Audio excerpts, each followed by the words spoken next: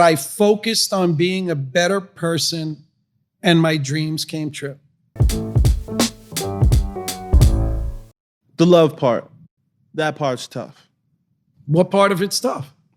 The trust, because No, that's the leap.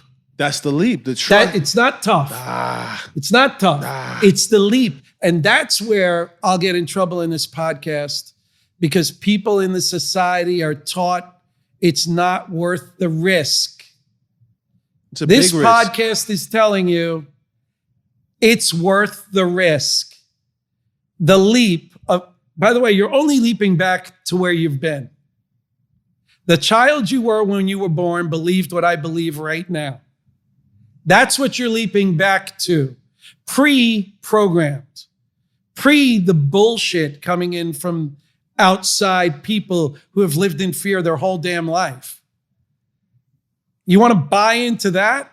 I strongly recommend you leap as fast as you can away from that.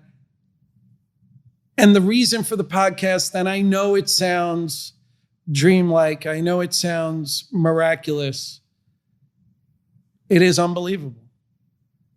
It is unbelievable. The care the universe will take of you if you allow it to. I don't want to give away everything, but where in the fuck did these universal concepts come from? Because it seemed like they came out of nowhere at this pivotal point at age 35. No, that's not fair. No, that's not true? That's not fair. I've been waking up every day at 4:30 or 5 o'clock in the morning and reading some type of spiritual book for an hour and a half, and then meditating.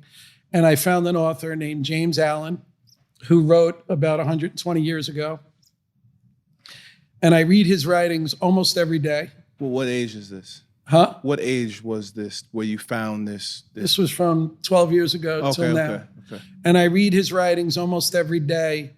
And as you read it, or as I read it, I started to say, that's interesting, wonder. And then whatever you feed grows.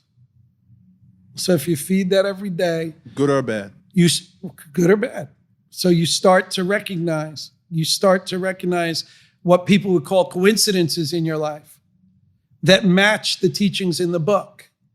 And then maybe you say, maybe it's not a coincidence. There is no coincidence between the fact that I focused on being a better person and my dreams came true. That is not coincidental. And you can say, he's a crazy person. I'm good with that. My wife said I was a crazy person yesterday. Perhaps she's right. But there is no coincidence between the fact that I took the leap and I said, I want to treat people the way they should be treated. My mentor said to me, when you're doing business, if you do something wrong by a client, I don't care if it costs you $2,000, $4,000, or $60,000. You make it right. And the first couple of times, it only cost me 2 or 4. And then one time it cost me like 80. And I tried to convince myself he was wrong. And then I said, screw it. I'm going to do the right thing. And doing that becomes habit forming. And those habits make you a better person. And being a better person makes your life better. And people will say no.